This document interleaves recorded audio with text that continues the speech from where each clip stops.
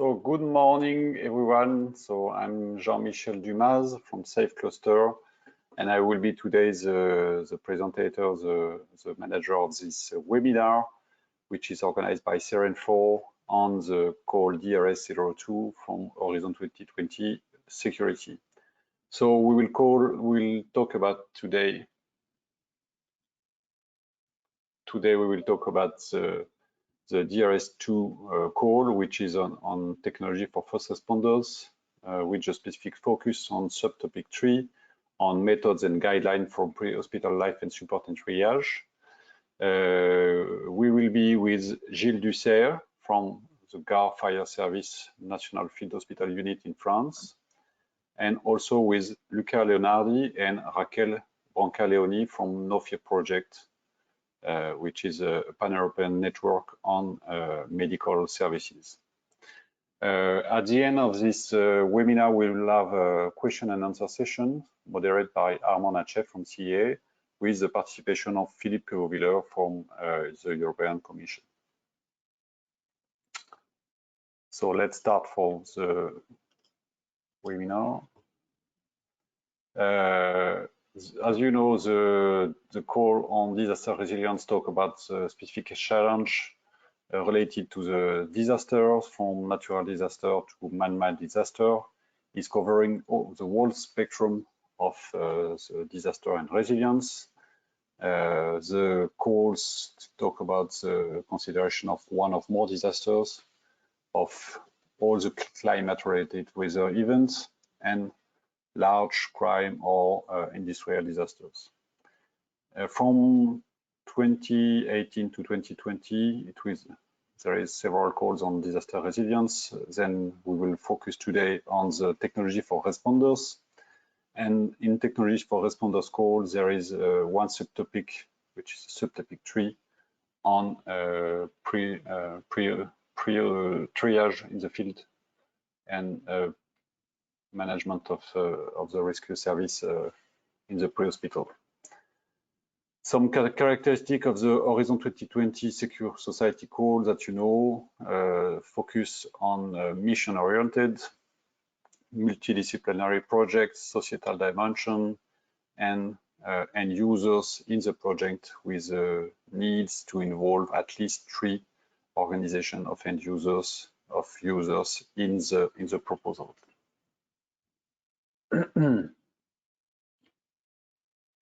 So you have the call to download we will focus on DRS2 today, with DRS2, which is on TRL 627, 7 million euros per project, with a total budget for 21 million euros, including all the DRS02.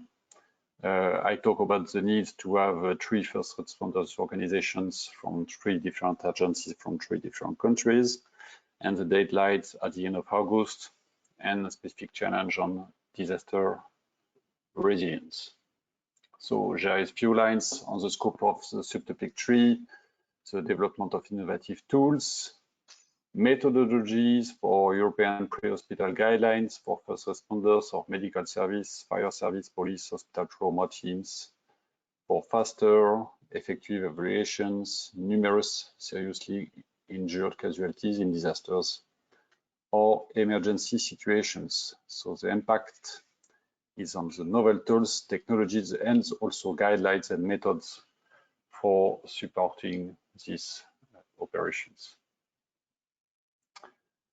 So it was just few lines on the call, because we know that all of you know the detail of the calls. Today we will focus on 1 testimonials and 1 presentation of your project, in order to stimulate the creativity and give you few guidelines and ideas to evolve your proposals. So first of all, we will let Gilles Dussert, Professor Gilles Dussert from the Gare, which is an area near Marseille, the Gare Fire and Rescue Service in France. And Gilles is also involved in the management of the National Mobile Field Hospital Units located in the Gare. And Gilles will talk about the organization and the lessons learned from this, the deployment of these medical units in different international operations. Gilles, the floor is yours. Thank you. So, would you please launch? So, thank you. Hello, everybody. My name is Gilles Dussert. As Jean-Michel said, this is a testimonial for the French Mobile Field Hospital, where you've got a picture here that shows that the overall presentation of what is a mobile field hospital. It is a hospital set up by tent and deployed in various cases of emergencies. What you see on the picture, it is more or less half of the football area, and with various tents, and I will discuss about the needs and our lessons learned. Next one, please. Next.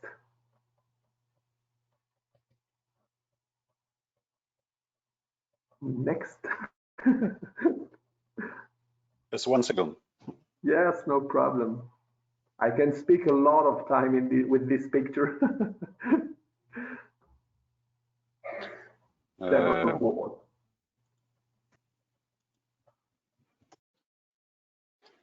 There is just a few breaks. Let's be.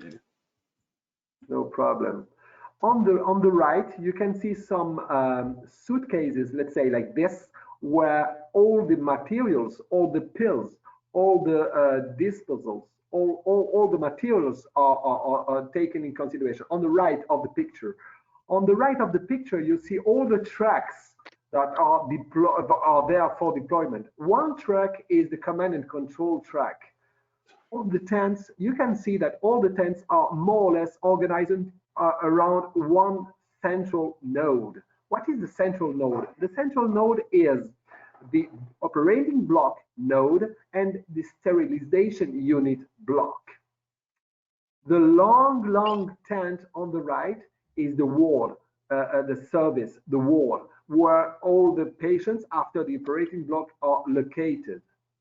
On the back left, you see an isolated tent. This is the command and control also tent that can be used also for other devices. What is the mobile field hospital? This is the SCRIM, this is the French word. It is a temporary care structure that is deployed in a country for after a disaster. For what? For mainly the medical care of the victims. There are different type of deployment, but more or less we've got 75 persons with multidisciplinary teams.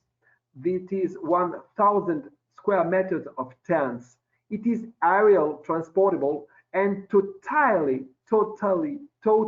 autonomous with water, benzene, electricity, and so on. It's food and so on, waste management. It's totally autonomous. But again, what is very important is to explain that there is a variety and heterogeneity in terms of skills in this area. Next one, please. So, what is the example of deployment? A lot of deployment from 30 years of experience from Mexico, Armenia, Iran, Turkey, tsunami, Haiti, Congo, and Djibouti for epidemic. Next one, please.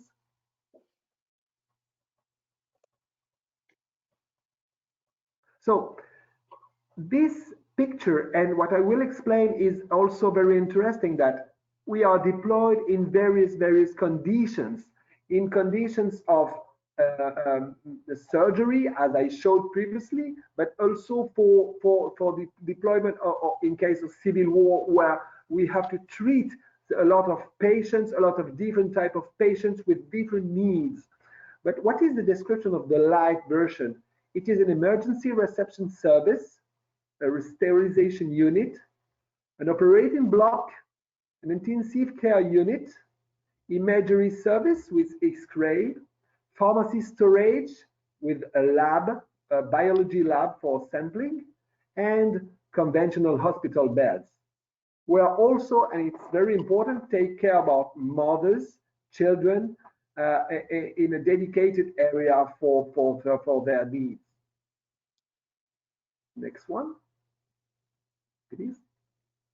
So some picture about our work. Our work is more or less the work as any hospital. Any hospital, we are working like this, but in a very, very difficult conditions. What are the main difference between a mobile field hospital and a hospital? Mainly the fact that the conditions are difficult, based on various reasons, based on the lack of a lot of things, a lot of skills, a lot of competences, a lot of issues, environmental issues, such as temperature, warm in the day, cold in the night, emotional picture, and lack of a lot of things. Next one, please. So what are the next future? This is my picture of what we did during the emergency in Guadeloupe Island, where the hospital in Guadeloupe burned, and we had a lot of burned persons, and I remember clearly about this guy that was really in trouble. So what are the next future for our mobile field hospital? Is the European and WHO certification. It is very obvious that following the certification is really a key objective for us. The European funding, and this is the goal of this meeting, and thanks for Seren and Jean-Michel for this opportunity. European fundings are so important for the R&D perspectives, but also for the deployment. European standard and need for the level of care. Again, what was possible 30 years ago in case of a deployment in everywhere in the world is not possible today because of the need of standards. And all these standards have to be followed, and this is very important. We have to work on the good practices and all the good practices and the traceability of what we plan, what we do, what we take in consideration is very important. We have to work also on the different type of missions. What we did 30 years ago, it was, let's say, I call that, it's very French oriented. It's punch mission, where we arrived, we do the work, and we come back after several weeks or several months. Now, the evolution of the constraints shows that we are going to evolve towards long-term missions, and this is very important in terms of logistics. Moreover, we are participating to various R&D projects, and I would like to underline the French Hopicamp project that has been made 3 years ago. That was a real success in terms of R&D perspectives, and I advise you to look at these questions. If you want to send me an email, I would be very happy to answer to you. Next one. I don't want to speak too much on behalf of other MFH, but what we have in hand, what we have as needs is more or less what we have in various other mobile field hospitals, such as the military. You've got a picture here on the left, and the other mobile field hospitals, such as the Médecins Sans Frontières, Doctors Without Borders, or the Red Cross, that are deployed elsewhere in the world. Of course, there are different features, there are different characteristics, there are different perspectives, but more or less the needs and the testimonies from our colleagues from these hospitals are more or less the same. Next one, please. So this is a key question. What is the legacy system? What is the existing systems? Of course, it varies from different type of mobile field hospitals, but let's say that in our case, it is really paper oriented for different reasons, because of lack of R&D perspectives. I assume that we expect that in the next future we are going to improve that, but it is very reliable but improvable also. We've got some traceability software, barcode, and are taken in consideration. We've got traceability system, but again, it's really improvable because of that. So it's very paper oriented, and we've got also in-house patient software for pharmacy management software that we developed.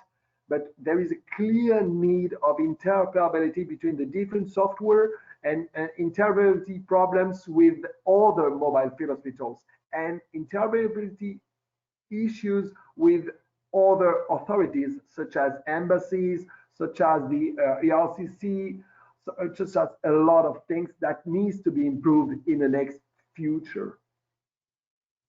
Next one.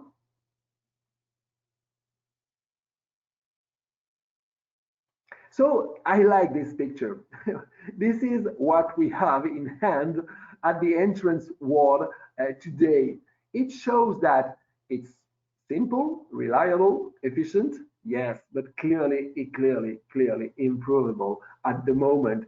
Of course, it is as simple as possible because it's very light in terms of deployment, taking consideration that the weight of all the mobile field hospital is so heavy, more or less 45 tons. So everything that is taken has a weight. So it's in balance. It's a balance between what is important, what is not important. However, this picture is self-sufficient. This picture is self-understandable that there is a clear need of improvement of our IT, ICT capabilities. Next one. This is a sterilization unit. This picture is also very important. It was in Guadeloupe Island.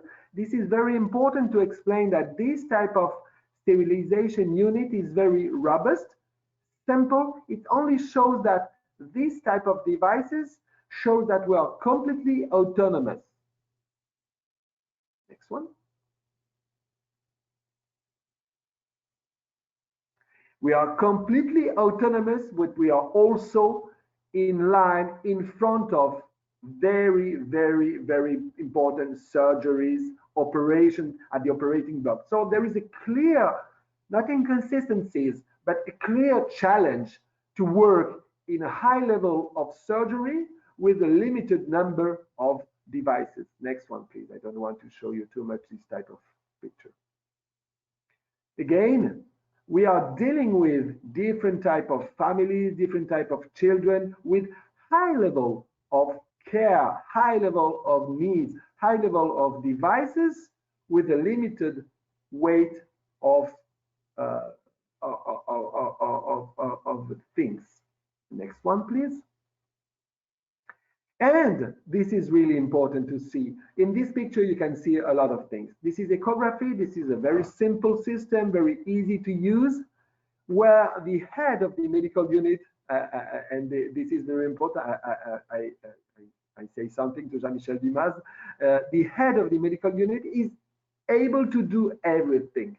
So this is the head of the mission that is making some actions to a young boy that is afraid. Look at his eyes with the paper. Look at the paper. It shows that everything is very simple. I don't say it's too much simple. I think it's reliable and simple, but it is a clear picture that shows that on psychological point of view, on resilience point of view, on acceptability point of view, on psychological for the persons, there is clear need of improvement, clear need of actions, clear need of yes, of R&D perspectives. Next one, please. And this picture is also very important. In this picture, we can see that we've got all our medical devices. The setup of everything is there. Everything has got a paper. Everything is classified. Everything is well classified. We know where it is, where. But again, in terms of location of each piece of things, it's sometimes rather complicated. The association between two elements that have to work together is very important. There is a clear need in logistics, in logistic deployment. Logistic aspects are very crucial for this purpose. Because at the very beginning, there's no problem. But after 2, 3, 4 weeks or several months, then it could create some issues in terms of identification of items, the location of them, and how to use them in appropriate way to be as efficient as possible. So this is a very important picture. Jean-Michel asked me some testimonial, that's what I did. This is a very important picture where you can show all the challenges in terms of temperature. As you can see, we can see that it is more or less open. So in terms of location of things, in terms of temperature management, in terms of interoperability with other mobile field hospital, because sometimes they ask us, would you please help me by findings of this thing, or we are asking them to several things, and how to do with these types of questions in a very efficient and quick way. It's also a key challenge in terms of logistic and deployment. Next one. I watch the clock. I will accelerate. So 4 needs are important. I've got 4 slides in order to explain that the main needs are in terms of identity, collection of clinical data, in terms of surveillance, and in terms of cyber attack. First one, next one, please. In terms of identity checks, we need to have an improvement about who is who. Is there a key person? Is she coming back for relevant purpose? Is she coming back for he or she coming back for appropriate way? But we've got spelling issue because calligraphy is so complicated. We need interpreter, we need translators, we need to work with persons that are not able to speak anything in English. Sometimes we need 2, 3, 4, two translators. We are the need of picture of identification of persons. We need some bracelets with barcode, and I think barcodes are efficient, but there is clear need of improvement and easy to use in terms of identity check. It's so important that we have got so efficient things. Next one, please. In terms of collection of clinical data, as you all know, in every hospital in the world, there are 3 categories, and we are clear need of taking all these 3 in consideration to be available for the medical doctors at the appropriate time. The initial observation and the follow-up of patients during their presence at the hospital, but after they're going back from home. We need some help with clinical diagnosis, for instance, for burnt persons. I remember I've got thousands of anecdotes with burnt persons where it was more complicated in terms of improvement of the diagnosis because of a lot of things. Again, for scoring, there are a lot of scoring in every ward, and how to integrate all these scoring aspects in an appropriate way in all the wards, it's also a clear improvement. And again, for anesthesia files, I've got thousands of anecdotes how to manage a dedicated software for anesthesia and to interoperate all the softwares together in a secure and efficient way. Next one, please. How to deal with surveillance, how to deal with supervision. For instance, in terms of lab results, how to follow up from the entrance to the outpatient, how to monitor the consumption, how to say now we are in trouble because we are dealing with antibiotics and we are using too much antibiotics, and in the next 3 days we are going to be in trouble because we don't have this one, we have too much of this other one.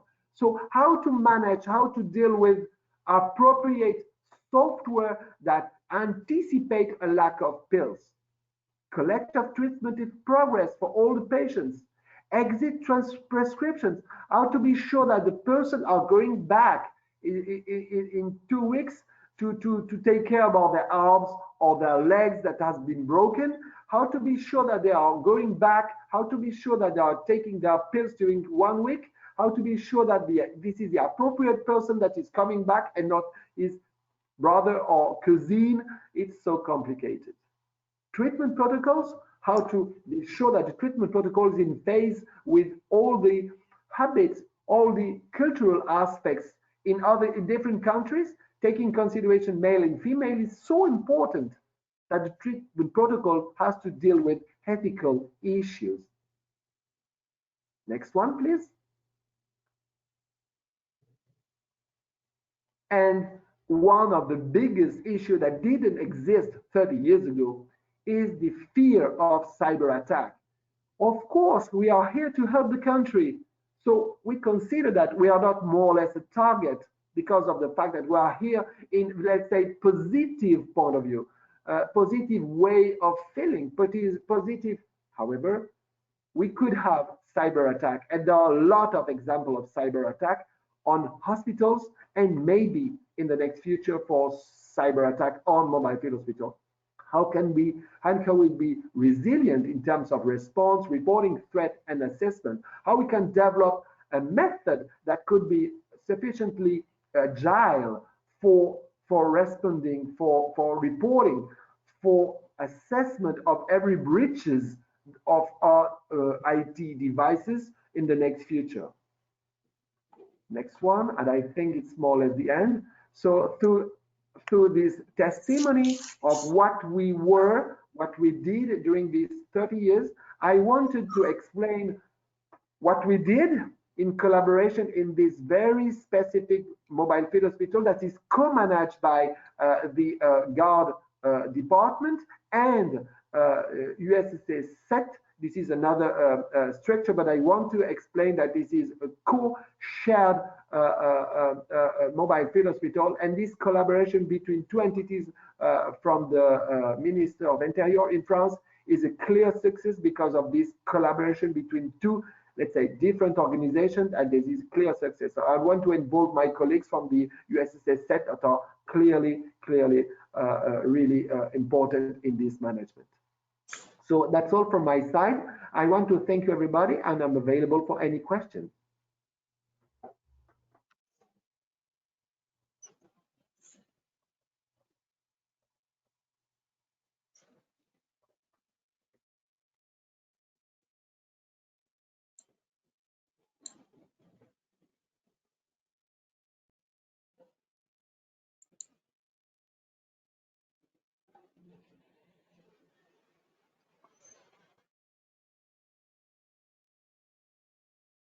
Yes, Jean-Michel, we lost you.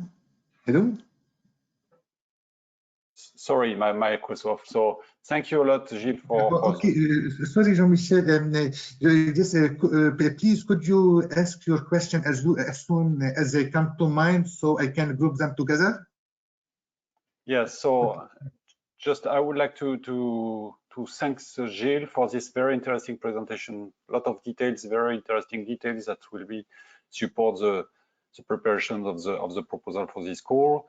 Of course, I assume that there is a lot of questions, so please use the question block on the right of your screen. There is a question block for the audience, so you can write your question, and Armand will collect it and use it for the question and answer session. So please, during the presentation, write your question for the presenter, and we will use it for the question and answer session. So thanks a lot for Gilles, and I will come back to you for the question and answer sessions. So now we will switch to the No Fear project with a presentation from Luca Leonardi and Raquel Branca-Leoni. So please, Luca and Raquel, the floor is yours. Thank you. Good morning, everyone. First of all, I would like to thank you, SEREN4 team, for inviting No Fear to participate to this webinar. I'm Luca Leonardi. I'm part of the coordinating staff of No Fear with the role of project manager. Next, please.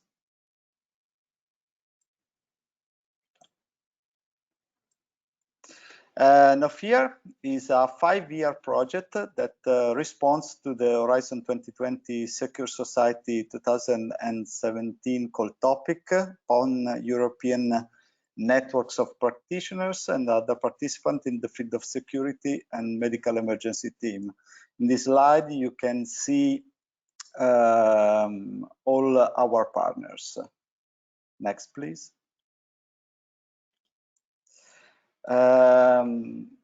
So the No Fear is currently the only practitioner network focused on emergency medical care. That is a complex chain provided by emergency medical system professional, hospital staff, together within close collaboration with many other players such as a law enforcement agency, firemen, rescue services, and even citizens. Next, please. We work around three main pillars that are acute care of the patients, acute care operations in security-related incidents, and training and education of personnel and volunteers, plus two very important transversal activities, that is ethical, human, social, and legal issues, and the innovation monitoring and uptake plan. Next, please.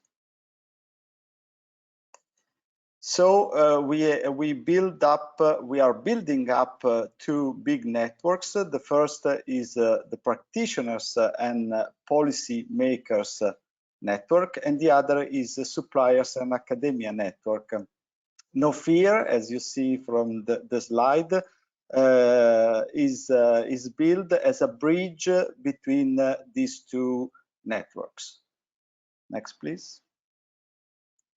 For each pillar, we deliver and we research lessons learned and current needs with focus of new threats.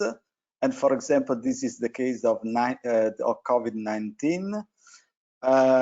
We prepare and deliver workshops, exercise, and full-scale demonstration. We scan the market and research and academia about current and future innovative solutions. And we provide feedbacks and recommendation for practitioners and suppliers. Next, please.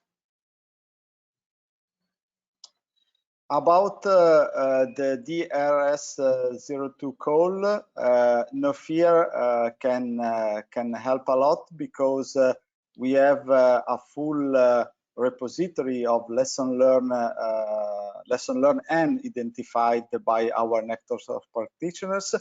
Also, respect to the COVID-19 outburst. We have a growing repository of tools in our portal, the No Fear portal. We monitoring not only big organization, SMEs, but also the startup world. In particular, in this outburst of COVID-19, the world of startups and hackathons is very interesting for the future of research and maybe of the production of new tools.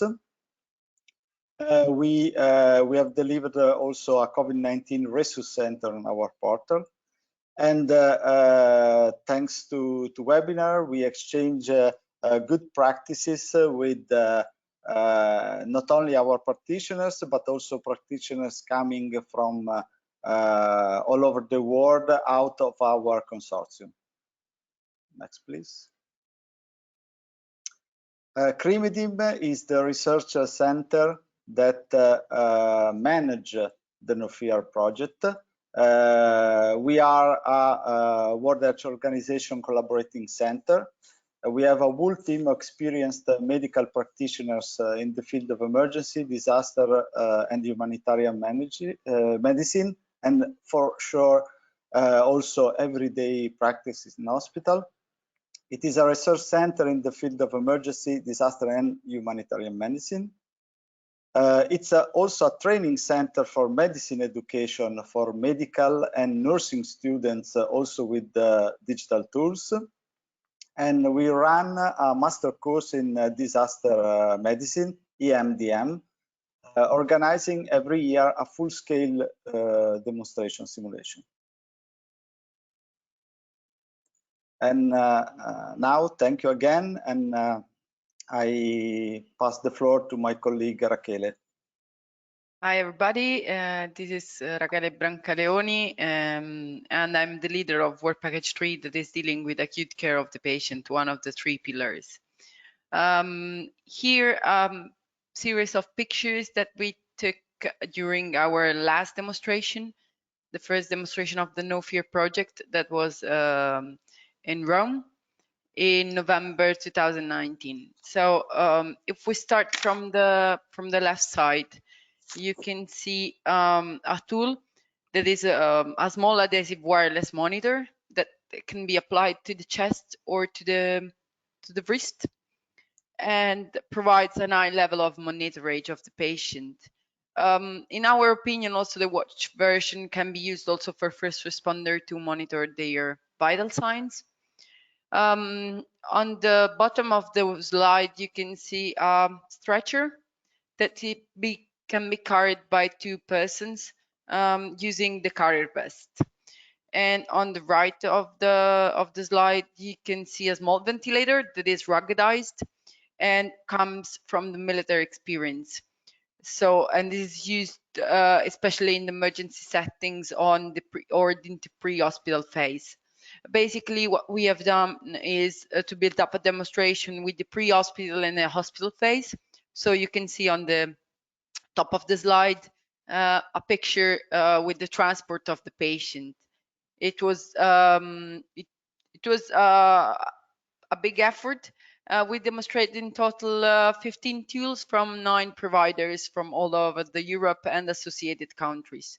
So may I ask the next, please? So what we have done during the Rome demonstration, as I already said, we also organized a discussion session. One of these 2 discussion sessions were on the patient handover, and the gaps and needs were analyzed according to the STS approach, that is socio-technical system. So the most relevant gaps and needs we identified that are relevant for the purpose of this webinar are, as already Jill said, that is practically very interesting, the formal agreements or the interoperability of system and tools between EMS, so the pre-hospital phase and the hospital phase. Basically, even if you're using a paper, you need to check where these information is written on the EMS paper, and write down on the hospital paper on the hospital system, web system, the vital signs. So it's a bit hard. For this reason, we can also propose the possibility to use a software tool to fill in a patient clinical record by the field operators and to be uploaded directly into the emergency department info system. Well, it's important here to understand that normally responders have a little time to fill in all this information, so it can be interesting also to use a voice to text system. Decision support system for patients distribution in hospitals. With required that choose the hospital that has required medical capability and available resources. Normally, in the disaster, probably to send all the patient in the nearest hospital that usually is not the dedicated hospital for these problems is not the best idea. Sometimes it's better to send the patient to a bit far hospital, but that has the required medical capability, for example, for burn patients, and common approaches and training between law enforcement agencies, fire services, EMS, and hospital. And this is important also regarding training. Next, please. So moreover, what we can say is that probably we need a new diagnostic tool specific for triage. The triage scoring systems that we are using now are not do not require these diagnostic tools normally. But if we have diagnostic tools, we can also change our triage scoring systems. Wearable medical devices to measure and register clinical parameters. Normally, we don't, in the normal triage, pre-hospital triage, we don't reassess truncal penetrating trauma, and this should be a rapid assessment. And a severe re-triage instead of triaging patients just one time, because patients who initially seem stable can deteriorate, and critical patients can be stabilized. So this serial re-triage should be also done when additional resources are available. So prioritization and treatment can change. Regarding pre-hospital life support, we can say REBOA on the field. An interesting tool that is in US, I think, is not yet accepted by the European agencies, the intra-abdominal foam for hemorrhage control, because we have little tools on how to control the hemorrhages on the field.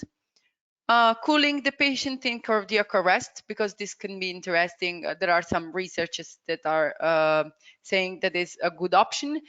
And taking into consideration the TTT rule, that is time, treater, and treatment, that comes from the military experience and should be used when resources are scarce. Time is the time required for an intervention. The treater is the expertise that is required for that intervention, and the treatment is the resources that are required for this kind of intervention. So I'm okay. Next slide, please. This is my university, or the hospital where I work is a big hospital, 1,400 beds, is the largest in Rome. We have the emergency trauma center level 2. We are a high level experienced in disaster and medical security. In the university, we have the medical school for doctors, nurses, and other healthcare providers. We have within the hospital building the Gemelli Training Center that has an advanced didactic technologies, and we have large experience in training and demonstration organization, as you saw in the previous slides. Thanks. Next slide, please. Yes, these are our addresses. So if you wish to contact us to have more information, Luca, would you like to add something? No, that's okay. Thank you, Raquel. Thank you. Thank you, Luca and Raquel, for this interesting presentation with a large picture and a large vision of the whole spectrum of triage and pre-hospital large injury management. So now we will switch to the question and answer session. So again, on the right of your board, of your screen, you have a question block, so you can write your question, and Armand, which is the general manager of the question and answer session, will collect all the questions and share it to the speakers, with the participation of Philippe Quevauwiller from the European Commission, which is also one of the attendees of this session. So Armand, please take the floor. Yes, actually, there are many questions, very interesting questions. So let us start with a question for Gilles. Gilles, about the leg, if you can elaborate on the legs. So is there a lack of material, infrastructure, energy supply, or autonomous system of logistics, or is it mostly a lack of skills? So there is another question that's quite related. So how do you train your staff for the disaster relief operations? And another question concerning the psychology. I'll try to find it. Sorry, it's so how to do you train them for related the psychological aspects. So there are various questions. I will try to answer as fast as possible because with all the agenda is running. So 3 questions about the lack of everything. Maybe Luca and Rachele can confirm that in case of deployment, there is a lack of various things. Lack of materials and the evolution of materials, because in some conditions you are lacking quickly some things for the biological lab, some help for the biological lab. And when you are in the middle of nowhere, logistics is so complex to have these type of things. So anticipate is so complex. A lack of model of anticipation is, according to me, very important. Lack of skills, I would not say yes, because all the doctors, all the nurses, they are trained for that. It's their normal way of working. But lack of working in critical conditions with different tools, with different materials is something that is also very important.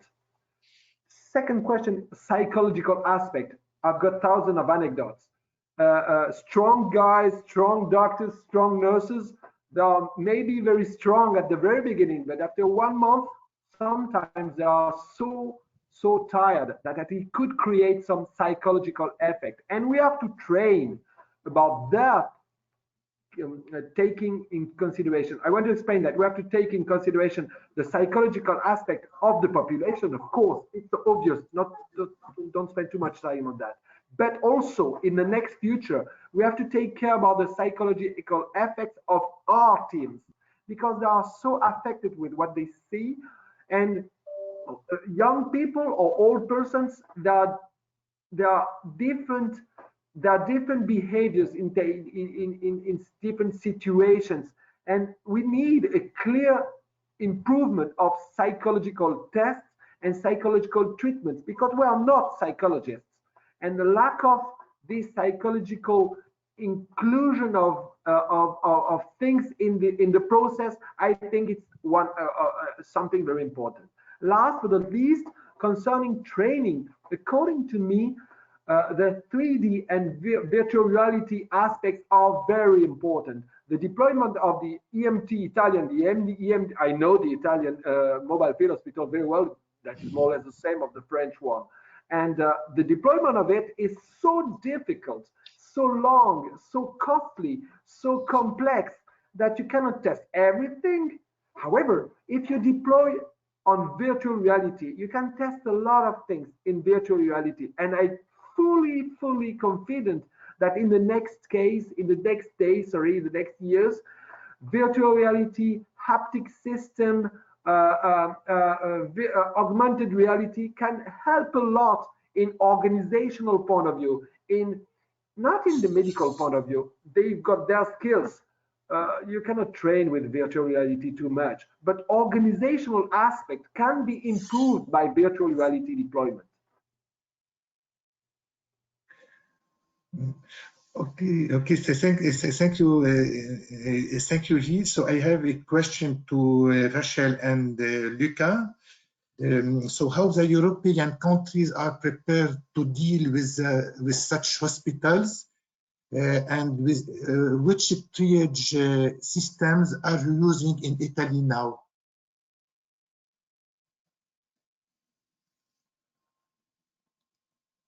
Okay. Well, very relevant questions. For the second,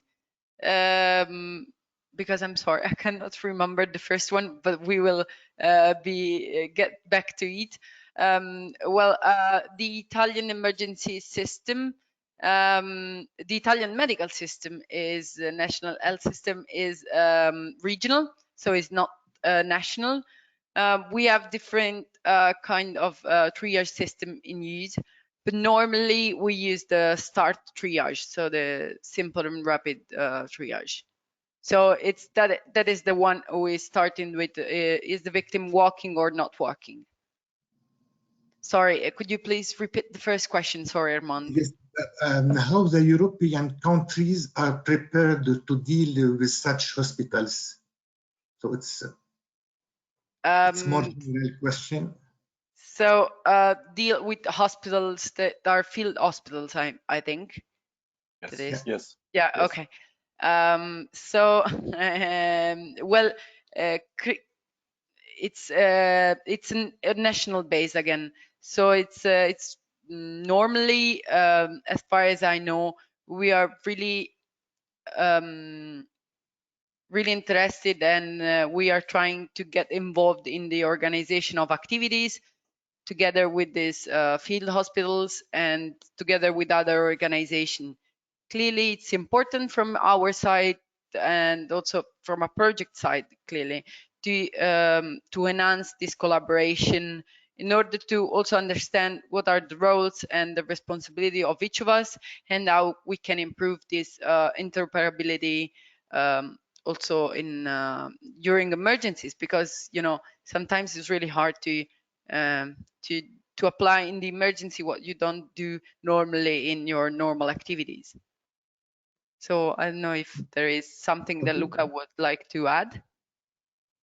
Just only as we are dealing with our project, that it's a really complex chain with different actors, but also different administrative levels. So we have the central state, we have the regions, and we have different actors like, for example, civil protections and so on. So when you are talking about how to place or to put in action a field hospital, you have to deal with all these kind of complexities. Okay, thank you. So I have a question. It's more for to Philip. I don't know if Philip, you are with us. Yes, I am. Hello. Yes, hello, Philip. So thank you to be with us, Philip. So the question is really, they say that it's recommended to take into account military mass casualty techniques learned, lessons learned. Does it mean that armed forces can be involved in the projects?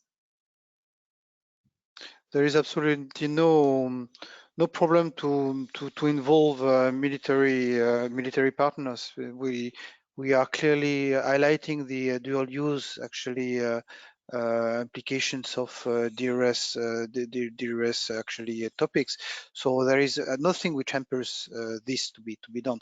It is already the case, for example, for networks of practitioners like INOTIS, where you have some military training centers. So there is absolutely no issue with this.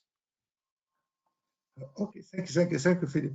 So there is a question, is a more technical question, is they'd like to know if autonomous driving technologies would fit this topic. So it's for you also, maybe, Philip. So the autonomous driving technologies. Yeah, well, it's part of the open topics, right? You know, we have stick to a well-defined topic for DRS2, but there is an open the open topic which is actually as the word indicates, open to any kind of technologies. Even if it's not actually clearly highlighted in the call, it has to be well justified actually, and if it's very difficult for us to anticipate all the needs from 1 year to another, and well, the crisis that we are facing is a good illustration of that. So it shows that if there is a good justification to highlight the innovative aspect of the technology, this is absolutely falling into the scope of the DRS2.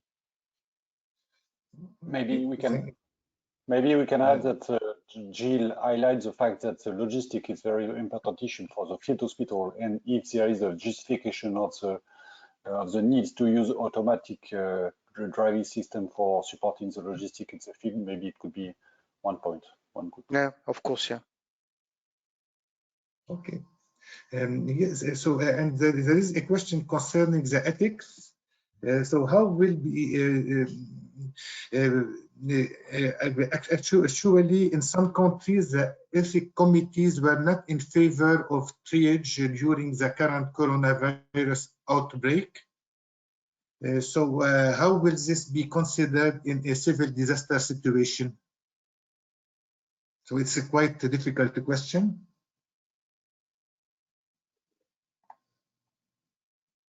Your mic is off. I don't know who can answer the question on ethics.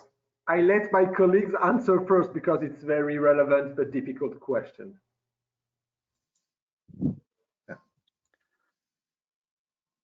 Well, in any case, yeah, I do agree with Gilles. It's a very relevant question, and the ethics is always something that it's important, and we have to take in mind when operating in inter countries as well as in our countries. Well, I think it's I'm not the right person to answer since I'm not an ethical expert. We have inside the project, as Luca said, ethics experts. So I don't know if you wish, you can send an email with the details, and I will pass the question to my colleagues. But probably Gilles will answer it better than what we can do. I would say that ethical issues are now very crucial. It was the case 30 years ago, but the GDPR aspects are now in place. And GDPR aspects are including various aspects. For instance, the privacy by design of any software. This was not the case for it is testimonial. So our software were not implemented by the privacy by design concept, for instance. So each new software had to take care of the GDPR issue, that is the privacy by design first. Second, security of all the network saving system. Of course, 30 years ago, there was no security issue, no security aspect of all the network. It was not the case. And last but not least, authentication and storage of personal data. I should be very honest, 30 years ago, this type of issues was not sufficiently taken in consideration. That is normal today, that we are not going to apply something different in another country that is applied in Europe. So therefore, when we are deployed, we have to apply all the European rules, but because it is ethical. So therefore, there is a clear need, a clear demand of improvement of ICT softwares in order to be as reliable, as consistent, as good as possible, and as in line as possible with the European regulation in terms of ethics. I don't know if I answered to the question, but I would like to explain that there is a clear need and clear demand to be good on that. May I suggest that I forgot to put my email address, gilles.dusserre, D-U-S-S-E-R-R-E, at -6,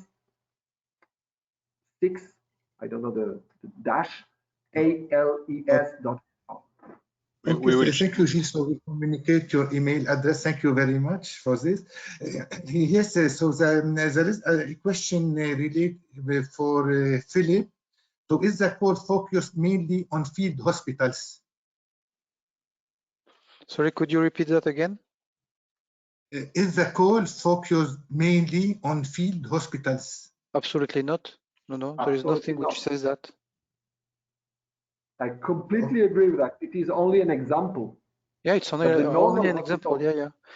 And I would like to stress that while we are living a difficult pandemic crisis, but it doesn't mean that the DRS2 is only focused on pandemics.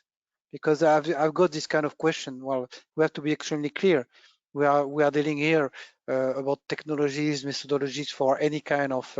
I'm speaking about the open topics here, and about any kind of disaster. So, and the subtopic 3 is indeed not related only to field hospitals.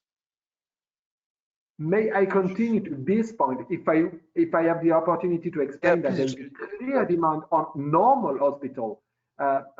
We are here, Luca, Rachele, and me, to explain one example in one very, very specific, that is very little percentage of the need. the clear need of normal hospitals are so, Raquel said that. There are a lot of demands of improvement of capability to be in a position to accept massive arrival of victims. And we are working with normal hospitals. And according to me, since the attack in Paris, since the attack in everywhere in Europe, there is a clear need of improvement of capability in organizational point of view, in medical point of view, in logistical point of view, to be able to treat a massive arrival of victims at the normal hospital. Yeah, thanks, Gis. Yeah, it's clearly, it's clearly the point, and in fact, the topics was written in this sense. So I would rather say that it's rather linked to the, I would say, normal hospital in a way. It does not exclude field hospital. It's not the other way around, you know. Yes, I think the majority of the issues are in the normal hospital in order to take care about various type of situations, including, for instance, cyber threats, but there are various type of threats that have to be taken in consideration on medical aspect and other issues, as we said. Yeah, I fully confirm that it was the spirit of the call, yeah. Okay. So there is another question is, you said, do you think that it will be easy to collaborate when we use different systems in Europe, or we should create a common system in case of great disasters? So should we interoperate between many systems in Europe, or we need to have only one system that everyone is using it? Wow. We need a full morning to debate about this, you know, because it's you cannot respond in very simple terms. First of all, in terms of coordination, we have seen how weak we were at EU level for dealing with this crisis. So there are some movement in this direction regarding a wider EU coordination. So we will be learning lessons very hard in the coming weeks and months, but there is already in discussions with Commission and Council about this, but because we have seen how weak we were. So this is my first remark. Second remark is that we know that in terms of interoperability, harmonized methods and so on, we need to rely on certainly standardization, but we are really far from this. It's something that needs to be anticipated, discussed, clarified, and in terms of research, see exactly what we can do from the EU perspective. And we are now drafting the Horizon Europe work program. So if there are needs which are expressed in this direction, we will be very keen and open to listen to you and for your recommendations. And it's really timely to do that. Thank you, Philippe. So I think, Armand, we are need to the end of the webinar. Okay. So what we can do is I will going to ask you the question later. I'll send all the question to the to you, and we'll answer you by email. Yes, okay. For me, it's perfectly all right. Okay. Thank you very much. So thank you, Armand, for this question and answer session. So as Armand said, few things. First of all, there is the document that was displayed will be shared to you. You have the possibility to download this from the GoToWebinar tool, and we will be able to share it to you at the end of these sessions. Second, concerning the questions that you was without answer, or maybe you didn't have time to make the question, you can send it to us, and we will be able to manage it and to share the answer to you. And of course, we will be able to share it to the emails of the speakers to you if you need to make the further contacts for further development with them. So thanks to the speaker, to Gilles, to Luca, Raquel, to the participation of Philippe and the management of Armand, and Christine, which is helping us for this webinar management. So thank you to all, and I wish you all the best for this day, and so the best for the preparation of your proposal. Thank you. Thank you to you. Bye-bye. Bye-bye. Thank you. Bye-bye. Bye-bye. Buona giornata. Buona giornata a voi. Grazie mille.